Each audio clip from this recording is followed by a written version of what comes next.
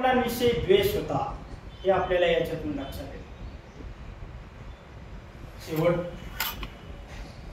मी असंच म्हणेल की राजांचं कर्तृत्व एवढे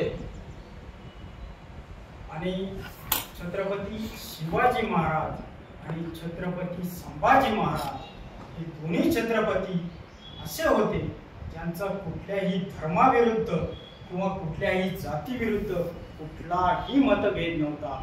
सर्व जातींना धर्मांना एकत्र धरून त्यांनी स्वराज्याचं तोरण बांधलं.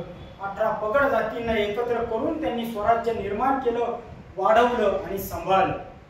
तर या अशा या राजांना आपली मानवंदना. मी एवढं बोलून माझे 2 शब्द संपवतो.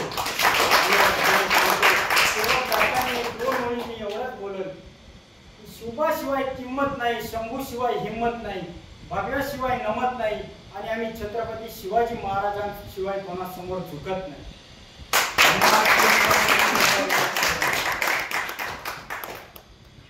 यानंतर